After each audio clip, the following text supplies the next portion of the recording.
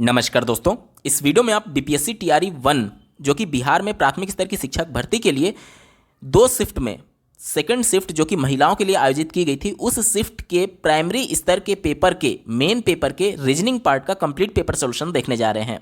अगर आप first shift के साथ साथ सभी सब्जेक्ट्स के कंप्लीट पेपर सॉल्यूशन को डिटेल में देखना चाहते हैं तो इस वीडियो के समाप्त होने के बाद से इस वीडियो का डिस्क्रिप्शन जरूर चेक करिएगा। और अगर आप चैनल पर पहली बार विजिट कर रहे हैं तो इसको सब्सक्राइब करते हुए बेल आइकन को जरूर प्रेस कर लीजिएगा। चलिए दोस्तों, आज के इस महत्वपूर्ण वीडियो को शुरू करते हैं।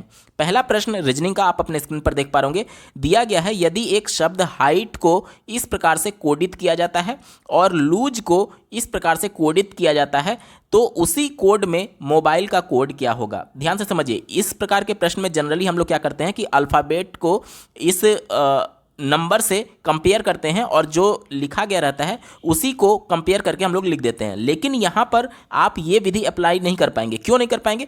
यहाँ पर अल्फ़ाबेट देखिए 1 2 3 4 5 6 है और नंबर देखिए 1 2 3 4 5 6 7 8 है। तो ये तो कंफर्म हो गया कि डायरेक्टली हम इससे कंपेयर करके उस अल्फ़ाबेट को उस नंबर से रिप्लेस करके नहीं कर सकते इस उत्तर को। तो आखिर ये कौन सी विधि अपनाई गई है? तो इसके लिए सबसे पहले आपको प्लेस वैल्यू जानना होगा।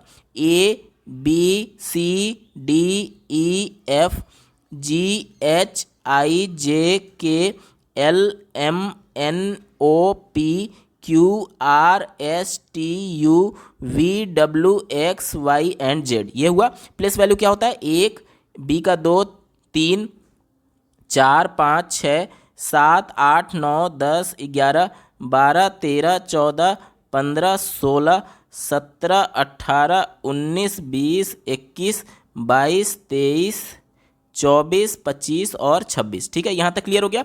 अब यहाँ पर देखिए इन्होंने यच का कोड क्या लिखा है? यच का कोड 9 लिखा है। यच का प्लेस वैल्यू क्या है? आप देखिए यच का प्लेस वैल्यू है 8। कितना है? 8 है। तो 8 में 1 जोड़ करके इन्होंने उसके प्लेस वैल्यू में 1 जोड़ दिया है, 9 बन गया। इसी प्रकार से ई का देखिए, ई का प्लेस वैल्यू क्या है? ई का प्लेस वैल्यू है 5। तो इस 5 में 1 जोड़ करके इन्होंने 6 लिखा है। इसी प्रकार से देखिए आई का प्लेस वैल्यू होता है 9। देखिए आई का प्लेस वैल्यू होता है 9। देखिए आई का प्लेस वैल्यू 9, तो 9 में 1 जोड़ करके इन्होंने 10 लिखा है। इसी प्रकार से देखिए जी का प्लेस वैल्यू होता है 7। तो 7 में 1 जोड़ करके इन्होंने 8 लिख दिया है। एच का प्लेस वैल्यू देखें तो 8 होता है, इसमें 1 जोड़ करके इन्होंने 9 लिख दिया है। और टी का जो प्लेस वैल्यू होता है अंत में देखिए 20 होता है, जिसमें 1 जोड़ करके इन्होंने 21 लिख दिया है।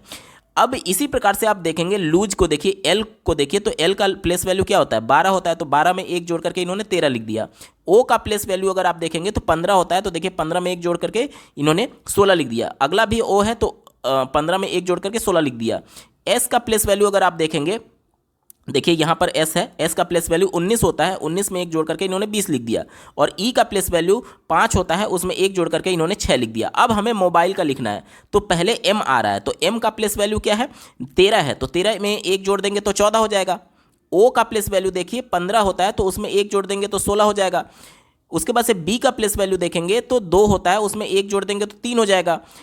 आई का प्लेस वैल्यू देखिए 9 होता है, उसमें 1 जोड़ देंगे तो 10 हो जाएगा। एल का प्लेस वैल्यू देखिए, एल का प्लेस वैल्यू जो होता है वो 12 होता है, उसमें 1 जोड़ देंगे तो 13 हो जाएगा। और ई का प्लेस वैल्यू जो होता है वो 5 होता है, उसमें 1 जोड़ देंगे तो 6 हो जाएगा। यानी कि देखिए 14 16 31 0 13 6। 14 16, यहाँ पे ये गलत, 14 16 31, उसके बाद 0 नहीं तो ये गलत। उसके बाद से इस पहले वाले को मिलाइए, देखिए 14 16 31 0 13 6।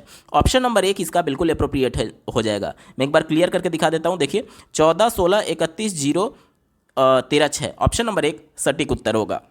अगला प्रश्न पूछा गया है, निम्नलिखित शब्दों को तार्किक रूप में व्यवस्थित कीजिए। यहाँ पर देखिए ये पोजीशन दिया गया है। स्कूल में जो पोजीशन होता है, हायरार्की जो होती है, उसके अनुसार आपको यहाँ पर सही से क्रम में व्यवस्थित करना है। जैसे देखिए दिया गया, नीचे दिए गए कूट का प्रयोग करते हुए सही उत्तर का चयन कीजिए। तो देखिए सबसे बड़ा पोस्ट जो होगा वो क्या होता है? वो प्रधानाध्यापक का होता है। तो सबसे पहले क्या आ जाएगा? प्रधानाध्यापक का 2 आ जाएगा। ठीक है, ये कोड को देख करके आपको उत्तर देना है। उसके बाद से प्रधानाध्यापक के बाद क्या होता है? डिप्टी प्रिंसिपल होते हैं या फिर वाइस प्रिंसिपल होते हैं, तो उनको क्या बोला जाता है? उनको सह प्रधानाध्यापक बोला जाता है। क्योंकि प्रधानाध्यापक अगर नहीं रहते हैं तो उनके एब्सेंस में सह प्रधानाध्यापक कार्यवाही करते हैं, तो ये उनसे नीचे वाला पोस्ट माना जाएगा, यानी 2 के बाद क्या आ जाएगा, 1 आ जाएगा। और अंत में सहायक अध्यापक यानी असिस्टेंट टीचर, जाहिर सी बात है प्रिंसिपल से नीचे ही होगा, तो ये तीसरे नंबर पर हो जाएगा, यानी तीसरे नंबर पर। तो 213 किस में दिया गया, बी वाले विकल्प में दिया गया। ऑप्शन नंबर बी इसका बिल्कुल एप्रोप्रिएट आंसर है। अगला प्रश्न पूछा गया है, नीचे दी गई श्रृंखला में गलत संख्या ज्ञात करिए। यहां पर एक सीरीज दिया गया है और कौन सा इसमें रॉन्ग नंबर है वो हमसे पूछा जा रहा है। देखिए 43 कैसे लिखा गया है, 43 को अगर आप देखेंगे तो 7 का स्क्वायर माइनस 6 कर दिया गया है। 7 7 49, 49 में से 6 घटाएंगे तो 43 आ जाएगा। 31 की ऐसे किया गया, तो देखिए स्क्वायर वाला जो टर्म है उसमें से एक कम कर दिया गया, 6 का स्क्वायर 36 हो जाएगा और उसमें से 5 घटाया गया। देखिए ये 6 था, ये 5 हुआ, अब ये 7 से 6 हुआ, तो अगले टर्म में 6 से क्या हो जाएगा, 5 हो जाएगा, यानी 5 का स्क्वायर और ये 1 घट जाएगा, 4 घटेगा। देखिए 5 का स्क्वायर करेंगे तो 25 और 25 में से 4 घटाएंगे तो 21 आएगा। उसके बाद से देखिए 5 के बाद से ये अगला टर्म किसका स्क्वायर आएगा, 4 का स्क्वायर आएगा, तो 4 का स्क्वायर 16 और 16 में से 4 ये घटा था, तो अब यहाँ पर क्या घटेगा, 3 घटेगा, तो 16 में से 3 जाएगा तो 13 आ गया। इसी प्रकार से देखिए जब ये 4 का स्क्वायर था तो अगला टर्म क्या आएगा, 3 का स्क्वायर, और ये 3 था तो यहाँ से 2 घटना चाहिए, तो 9 में से 2 घटेगा तो 7 आएगा। ये यहाँ पर 7 होना चाहिए, लेकिन दिया क्या गया है, 8 दिया गया है। यही हमसे पूछा गया है गलत संख्या ज्ञात कीजिए, तो 8 वाला हमारा सही उत्तर हो जाएगा। एक बार पहले वाले विकल्प को देख लेते हैं क्या सेटिस्फाई कर रहा है। देखिए 3 के बाद हमारा क्या आएगा, 2 का स्क्वायर आएगा, तो इस वाले टर्म को कैसे प्राप्त किया गया, 2 का स्क्वायर और यहाँ 2 हो चुका है तो ऑलरेडी, तो -1 करेंगे, तो 2 का स्क्वायर 4 होगा, 4 में से 1 घटाएंगे तो 3 आएगा। ये सेटिस्फाई कर रहा है, ठीक है। यानी कि यहाँ पर जो 8 वैल्यू है वहाँ पर 8 ना होकर के 7 होना चाहिए। क्यों, क्योंकि 3 का स्क्वायर करेंगे तो 9, 9 में से 2 घटाएंगे तो 7 होना चाहिए, जो कि गलत है। और यही हमसे पूछा गया था श्रृंखला कौन सी संख्या गलत है, तो ऑप्शन नंबर सी 8 यहां पर गलत दिया गया है। विकल्प नंबर सी सही उत्तर होगा।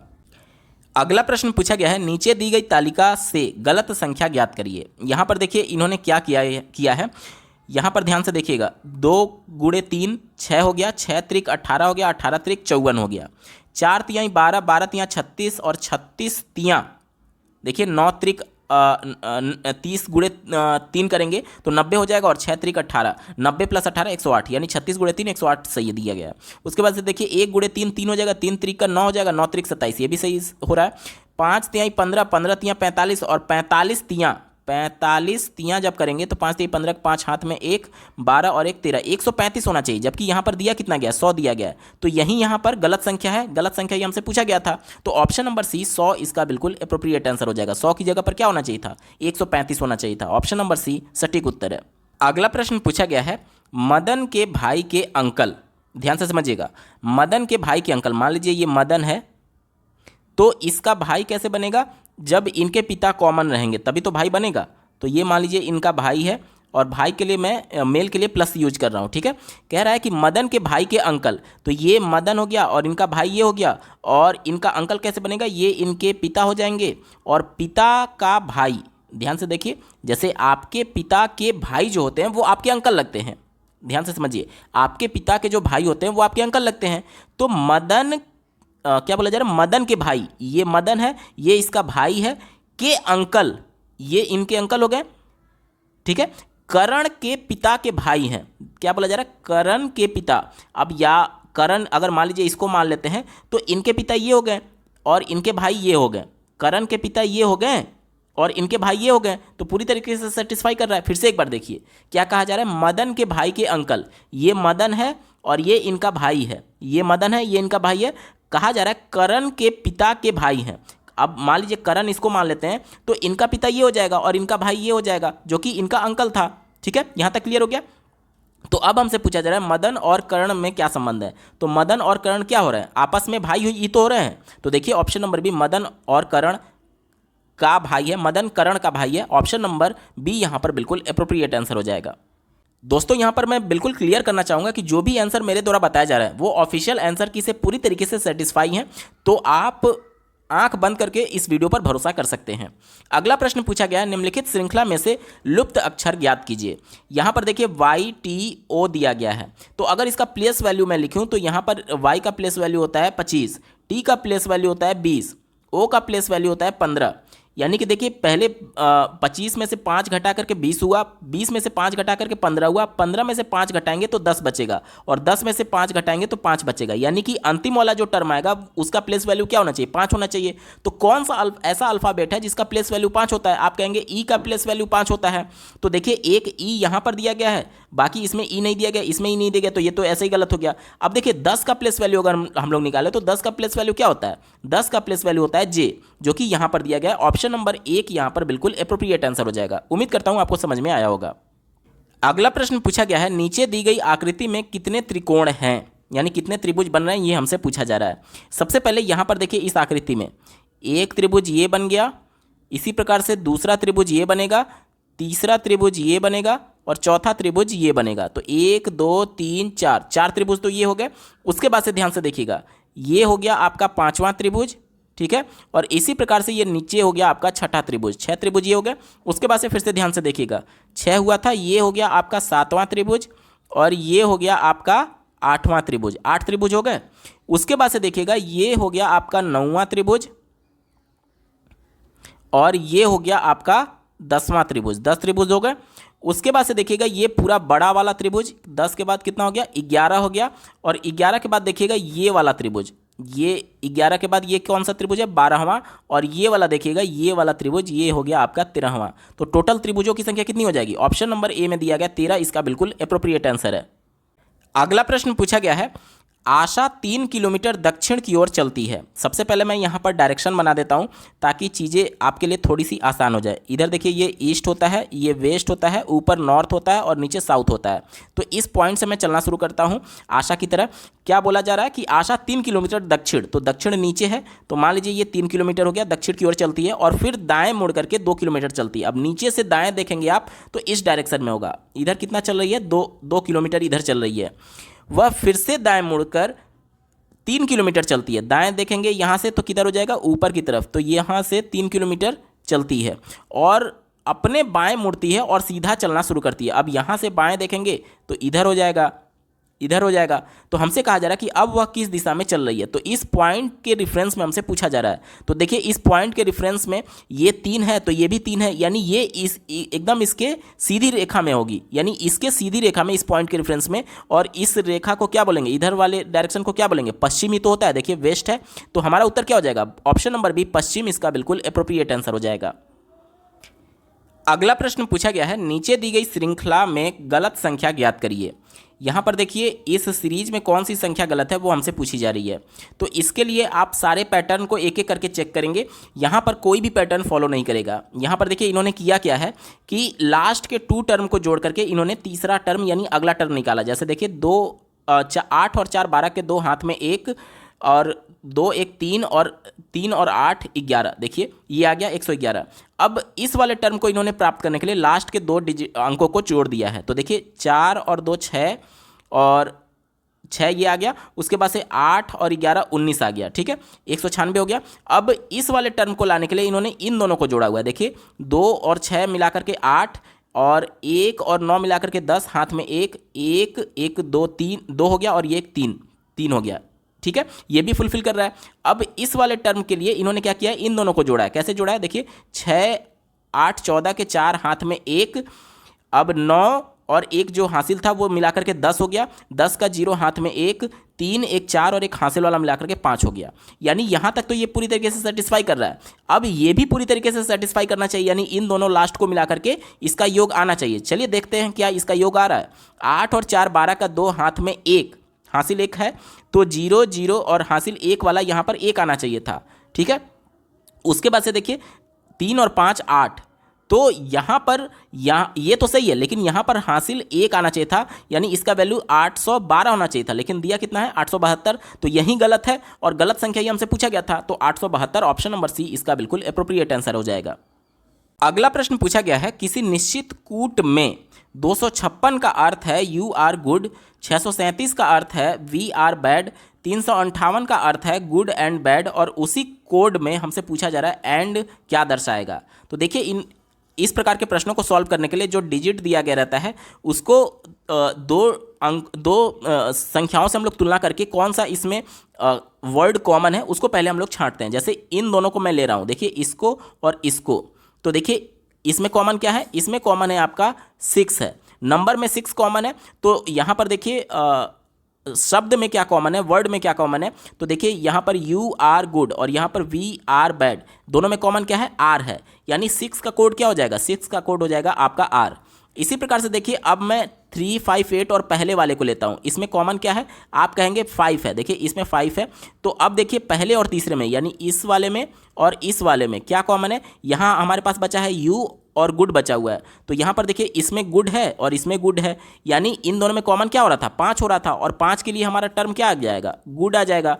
अब देखिए अब हमारे पास ऊपर केवल क्या बचा है, ऊपर 2 अंक बचा है, तो 2 के लिए ऊपर कोड क्या बचा हुआ है, यू बचा हुआ है, ठीक है। हमसे क्या पूछा जा रहा है, एंड का कोड क्या होगा, तो ध्यान से देखिएगा एंड का कोड। अब अगर हम लोग यहाँ पर देखें पहले और दूसरे को मैच करें तो यहाँ पर कॉमन क्या हो रहा है, 3 कॉमन हो रहा है, तो ध्यान दीजिएगा दूसरे यानी कि वी बैड बचा हुआ है और यहाँ पर बैड, देखिए ये दोनों में कॉमन है, तो दोनों में कॉमन है, तो 3 का कोड क्या हो जाएगा, बैड हो जाएगा, क्या हो जाएगा, बैड हो जाएगा। अब यहाँ पर केवल एक ही कोड बचा एंड, और यहाँ पर डिजिट क्या बच रहा है, 8, यानी 8 का कोड क्या हो जाएगा, एंड हो जाएगा। यही हमसे पूछा जा रहा है, देखिए एंड क्या दर्शाता है, तो एंड जो है वो 8 दर्शाता है, जो कि ऑप्शन नंबर सी में दिया गया, विकल्प नंबर सी सटीक उत्तर है। अगला प्रश्न पूछा गया है, 6 सड़कें एक देश की ओर जाती हैं, उन्हें XYZ अक्षरों और 1, 2, 3 अंकों द्वारा इंगित किया जा सकता है।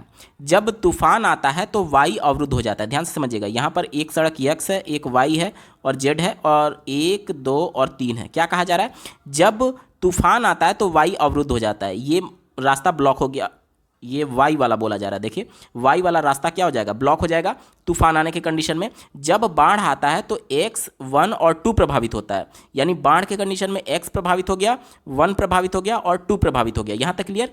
आगे बोला जा रहा है जब सड़क एक अवरुद्ध होती है तो जेड भी अवरुद्ध हो जाती है, यानी एक जो है वो जेड से कहीं ना कहीं कनेक्टेड है, तो जब एक ब्लॉक हुआ तो जेड वाला भी ब्लॉक हो जाएगा। यहाँ तक क्लियर। आगे पढ़िए, एक ही समय में जब बाढ़ आ जाए और तूफान भी चलने लगे, यानी कि कुछ सड़कें बाढ़ की वजह से बाधित हुई हैं और कुछ सड़कें तूफान की वजह से बाधित हुई है, तो एक्स वाई जेड 1 और 2 सभी बाधित हो गई है। तो अब हमारे पास कौन सा सड़क का विकल्प बचा, एक ही तो सड़क बचा है जो कि ना तो बाढ़ से प्रभावित हो रहा है और ना ही तूफान से प्रभावित हो रहा है। तो हमसे क्या पूछा जा रहा है, तो किस सड़क का उपयोग किया जा सकता है। जब एक ही सड़क का विकल्प बचा ही है तो इसी का उपयोग किया जाएगा। ऑप्शन नंबर 1 में दिया गया 3, ऑप्शन नंबर 1 इसका बिल्कुल एप्रोप्रिएट आंसर है। अगला प्रश्न पूछा गया है, किसी निश्चित कूट में दिल्ली को CCIDD लिखा जाता है, उसी कूट में बॉम्बे को क्या लिखा जाएगा। ध्यान से समझिएगा, इन्होंने क्या किया है, DELHI और यहाँ पर क्या कोड है CC, यहाँ थोड़ा सा नीचे लिखता हूँ ताकि चीज़ें और ज़्यादा क्लियर हो, CCID और D। तो देखिए D से C गए हैं यानी -1 हुआ है, और उसके बाद से देखिए E से C हुआ है यानी कि 2 का गैप है तो -2 हुआ है। यहाँ पर देखिए, यहाँ पर 3 का गैप है, यहाँ पर देखिए, यहाँ पर 4 का गैप है और यहाँ पर देखिए 5 का गैप है। इसी प्रकार से अब हमें बॉम्बे को क्या लिखेंगे, यानी बॉम्बे का हमसे पूछा जा रहा है BOMBAY। तो बॉम्बे बी से पहले 1 का गैप बनाएंगे तो क्या बनेगा, बी से 1 का गैप बनाएंगे तो 1 A आएगा, ठीक है। उसके बाद से यहाँ पर O दिया गया है तो O से यहाँ पर 2 का गैप बनाना है, तो O से पहले क्या आ जाएगा, O से पहले आपका आ जाएगा यम आ जाएगा। क्यों, क्योंकि यम के बाद देखिए यन और O 2 का गैप बन रहा है तो यहाँ पर यम आ जाएगा। यम से पहले 3 का गैप बनाना है तो यम से पहले 3 क्या आ जाएगा, J आ जाएगा। कैसे, J के बाद 3 गिनिए, J के बाद KLM, ठीक है, तो यहाँ पर J आ जाएगा। B के बाद से यहाँ पर 4 का गैप बनाना है तो X आएगा। कैसे X आएगा, B से 1 कम करेंगे तो A आएंगे, 1 और कम करेंगे तो Z आएंगे, 1 और कम करेंगे तो Y आएंगे, और 1 और कम करेंगे तब जाकर के X आएंगे, यानी 4 कम हो गया तो X तक हम लोग पहुंच गए। इसी प्रकार से A से 5 कम करेंगे तो A से 1 कम करेंगे तो Z पर आएंगे, A से 2 कम होगा तो Y पर आएंगे, A से 3 कम होगा तो X पर आएंगे। उसके बाद से 4 कम करेंगे तो W पर आएंगे, और 5 कम करेंगे तो V पर आएंगे, ठीक है, यहाँ तक क्लियर। और Y से अब 6 कम करना है तो Y से 6 कम करेंगे तो क्या आ जाएगा, यस आ जाएगा। अगर आप प्लेस वैल्यू अगर आपको मुजबानी याद रहेगी तो ये सभी प्रश्न आपके लिए चुटकियों का खेल हो जाएगा।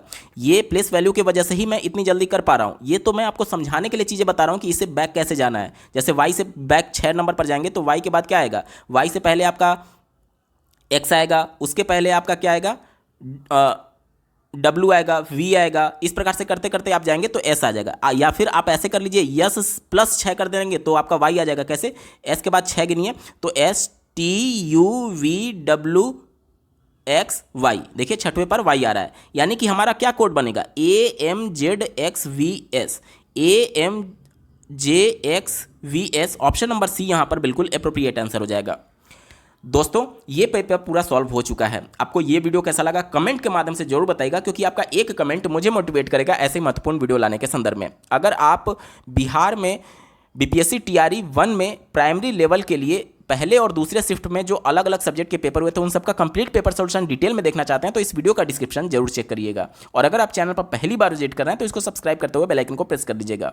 इस वीडियो को देखने के लिए आपका बहुत बहुत धन्यवाद। भगवान करे आपका दिन शुभ हो।